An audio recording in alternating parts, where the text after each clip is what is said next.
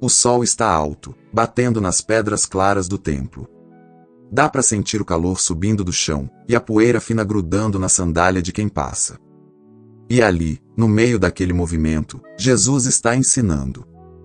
A voz dele atravessa o pátio, e a multidão está viva. Tem gente curiosa, tem gente faminta de Deus, tem gente só querendo ver se ele vai cair em alguma contradição. E então acontece.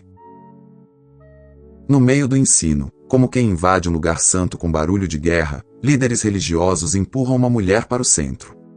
Ela tropeça. O tecido da roupa está desalinhado. O rosto dela não é só vergonha, é terror. Não é apenas um caso moral. É uma armadilha pública. Uma espécie de tribunal improvisado, diante de todo mundo, para forçar Jesus a dar um sim ou um não. E você sabe como é, quando a multidão quer um veredito rápido, ela não quer justiça. Ela quer espetáculo. Agora me ouça com atenção, e se a sua vida, em algum momento, virou esse centro do pátio? E se você já sentiu a mão de alguém te empurrando para frente, não para te restaurar, mas para te expor? Ou então, e se você já foi a pessoa na roda segurando uma pedra, achando que estava defendendo Deus, mas no fundo estava alimentando sua própria superioridade? Eu sou o evangelista Lu Martins, e este é o Palavra Pura. E eu te peço, com simplicidade e com temor, se Jesus está tocando seu coração agora, escreve nos comentários uma glorificação que saia de dentro, um glória a Deus, um aleluia, um Jesus, tem misericórdia de mim. Não como ritual vazio, mas como sinal de um coração que reconhece a presença do Senhor. Porque Cristo vê a sinceridade de quem o honra em verdade. E hoje nós vamos caminhar juntos por uma das cenas mais fortes e mais cheias de tensão do Evangelho, João 8, do versículo 1 ao versículo 11. A pergunta que todo mundo faz é: o que Jesus escreveu no chão? Mas eu já te digo, às vezes Deus não revela o conteúdo, porque quer revelar o efeito. E o efeito aqui é vida ou morte. A cena continua. Eles se colocam em posição. Um semicírculo. A mulher no meio. E eles falam alto, para todo mundo ouvir: Mestre, esta mulher foi apanhada em adultério. Repara na escolha das palavras: apanhada, flagrada. Como quem diz, não tem discussão. E então vem a isca: na lei, Moisés nos mandou apedrejar as tais. E finalmente, a pergunta que é uma corda esticada: tu, pois, que dizes? Sabe o que eles querem? O próprio texto deixa claro: eles estão tentando Jesus. Não estão buscando justiça. Não estão buscando cura para uma família. Não estão buscando restauração. Eles querem munição. Querem um motivo de acusação. Se Jesus disser, apedrejem, ele parece negar tudo o que ele tem mostrado de misericórdia, e ainda pode entrar em choque com a autoridade romana que controlava execuções.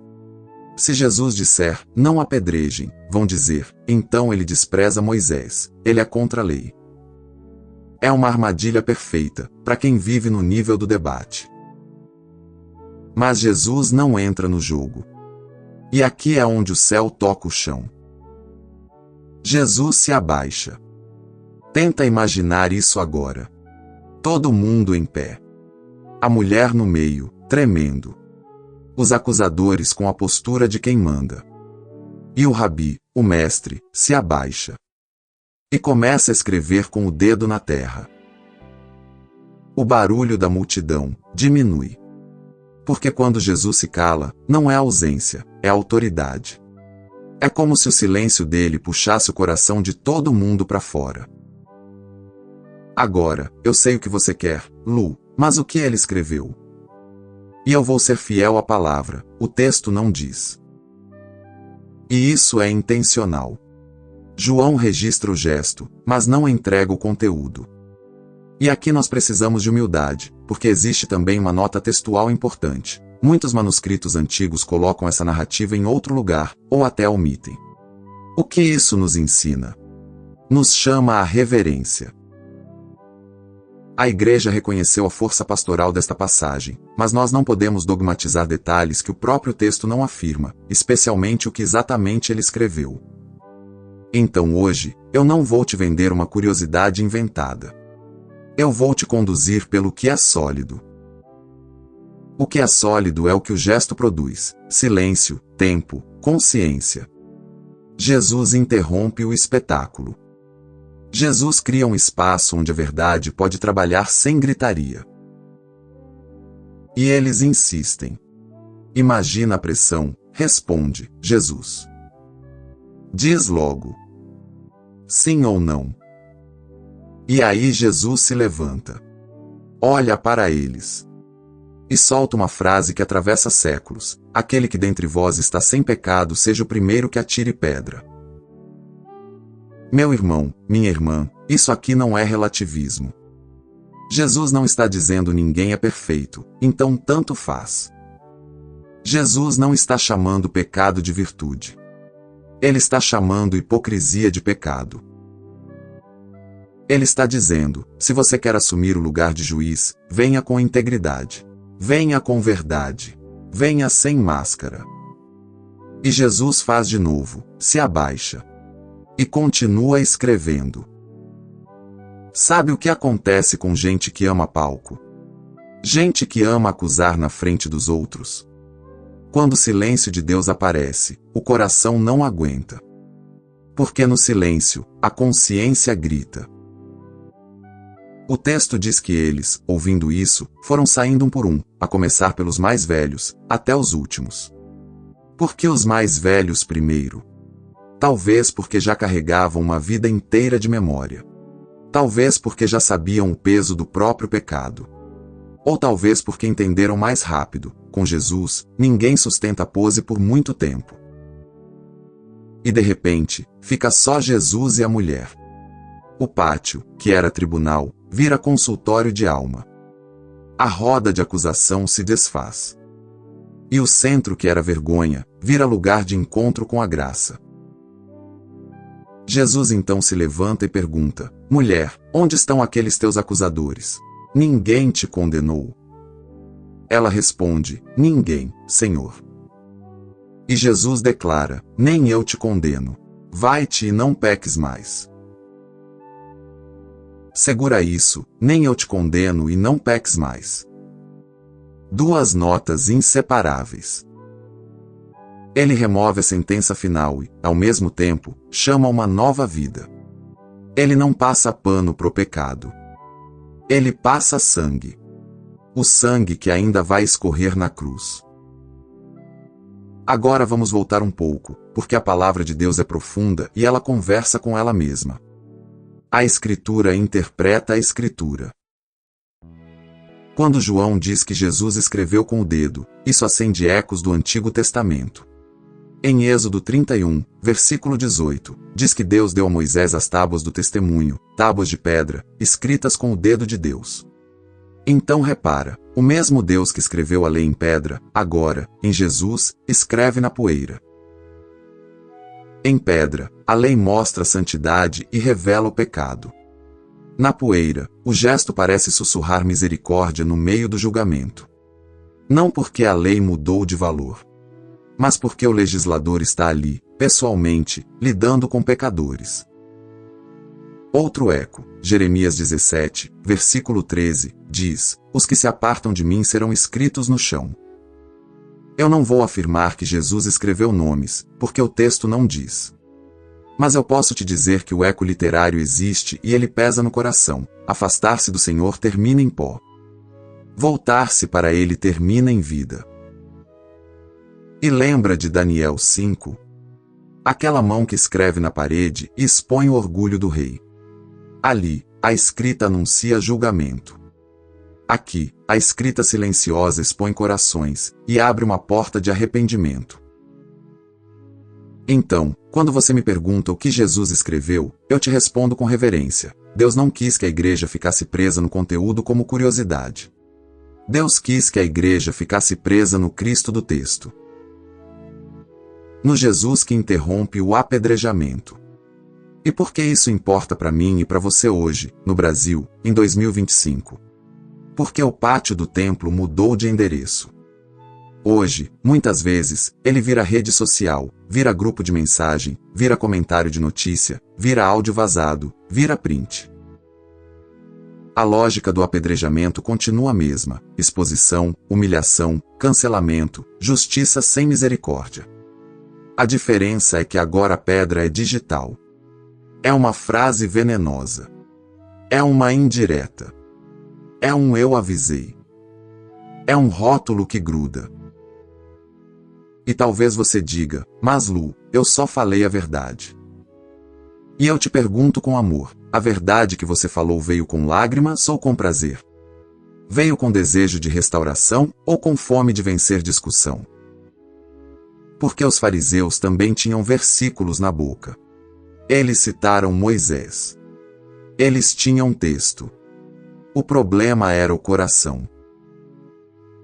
Olha como Jesus resolve: ele não entra na histeria. Ele não acelera o ritmo da multidão. Ele desacelera. Ele abaixa. Ele escreve. Isso é uma palavra para nós. Nem toda urgência é do Espírito Santo. Às vezes a urgência é da carne.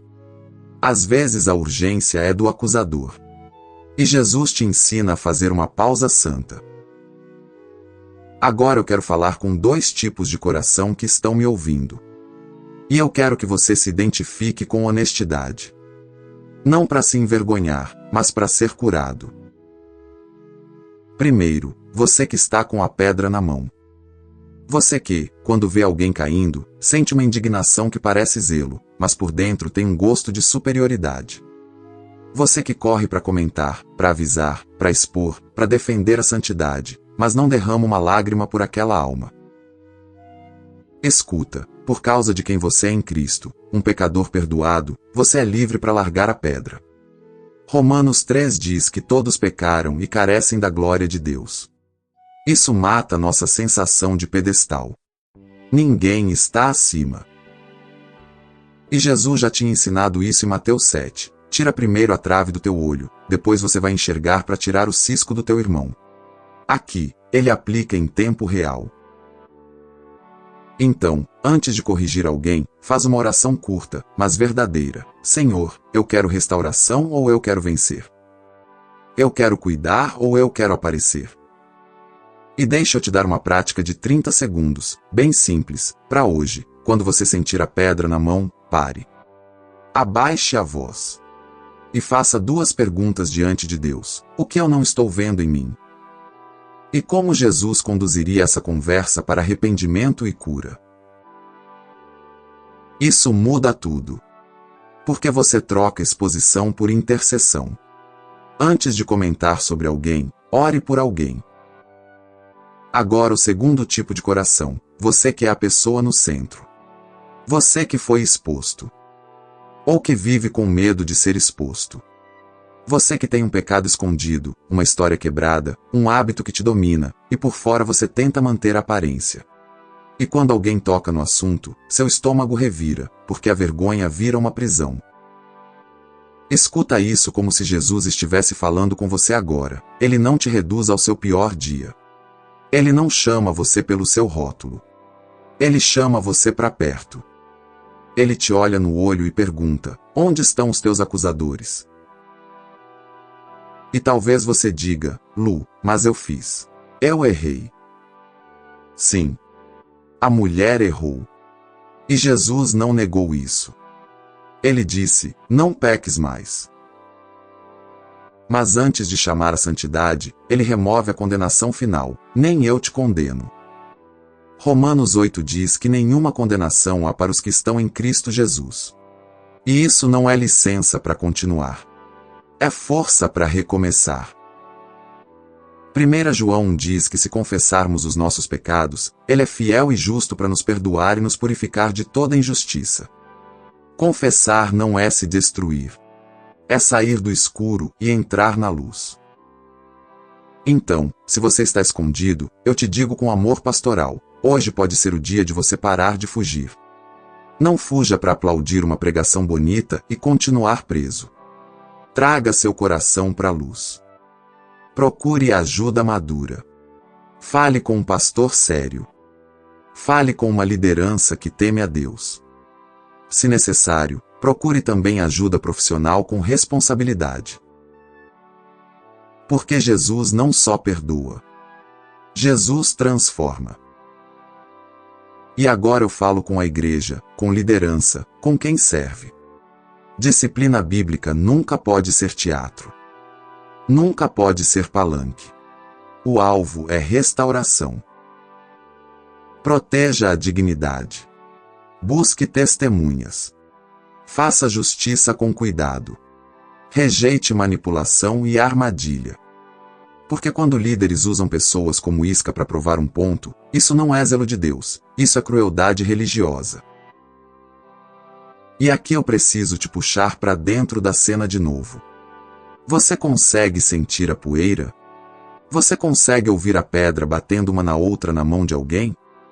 Consegue sentir o silêncio depois que Jesus fala? Porque o silêncio é o lugar onde Deus desmonta a nossa mentira. Os acusadores queriam barulho. Jesus deu silêncio. Eles queriam pressa. Jesus deu tempo. Eles queriam sangue. Jesus deu caminho de arrependimento.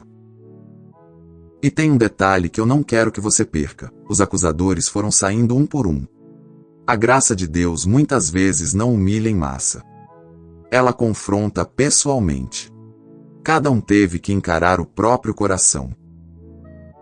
Agora, volta comigo para a pergunta que começou esse vídeo: o que Jesus escreveu no chão? Eu não sei. Você não sabe. E qualquer pessoa que diga que sabe, está indo além do que está escrito. Mas eu sei o que Jesus escreveu dentro deles. Ele escreveu consciência. Ele escreveu temor. Ele escreveu um lembrete de que Deus não é manipulado por religiosidade. E eu sei o que Jesus quer escrever em nós hoje: uma pausa. Um coração quebrantado. Uma língua que não apedreja. Uma coragem de confessar. Uma santidade que nasce da graça. Você percebe como isso conversa com o evangelho inteiro? No centro daquela cena, existem dois tipos de culpa. A culpa exposta da mulher. E a culpa escondida dos acusadores. E no meio dos dois, existe um só homem realmente sem pecado: Jesus. Ele é o único que poderia lançar a pedra. E ele não lança. Por quê? Porque ele escolhe a cruz. Ele não diz: não existe pecado.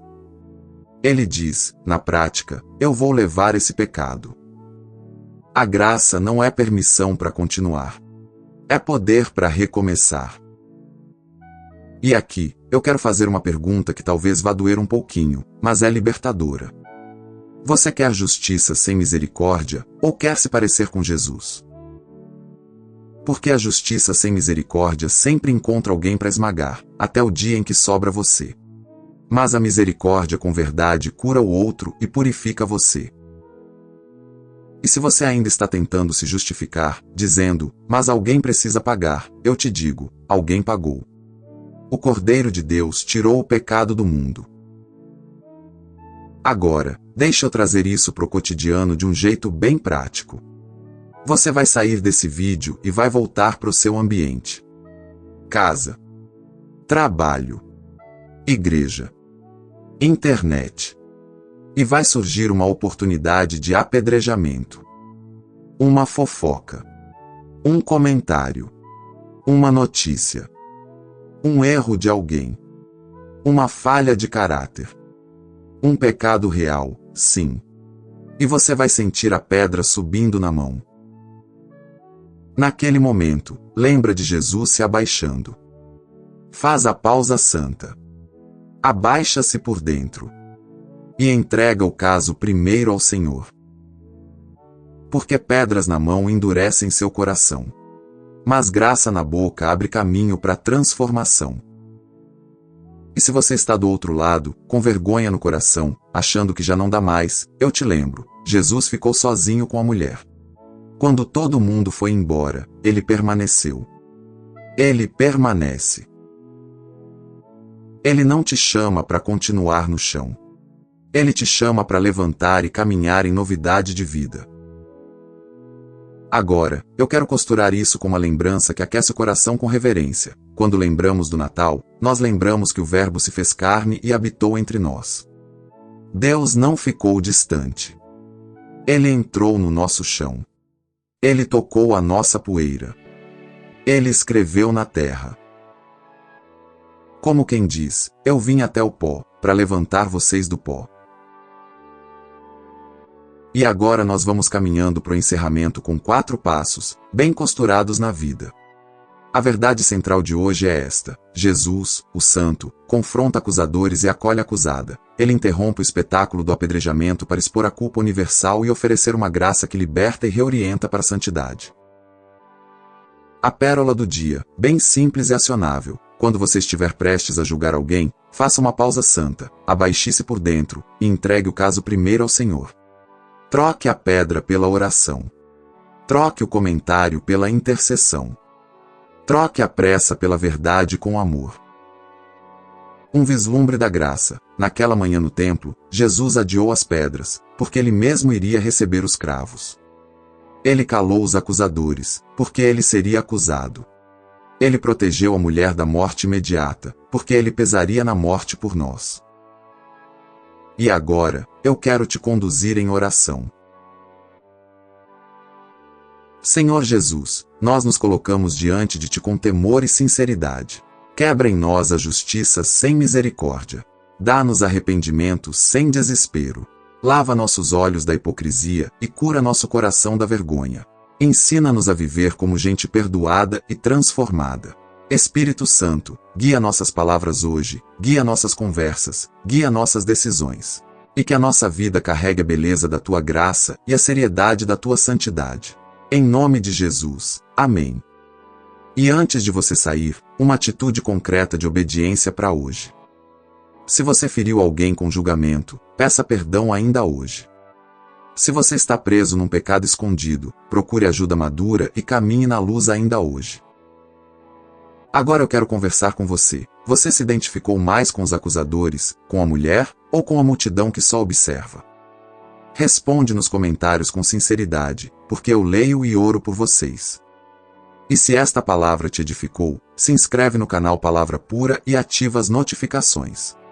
Não por número, mas porque aqui você vai encontrar mensagens que te ajudam a ler a Bíblia com reverência e a viver com os pés no chão e o coração no céu.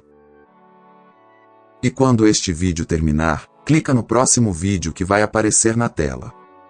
Eu preparei uma continuação que vai manter você na presença de Deus e fortalecer sua caminhada. Fica com Jesus.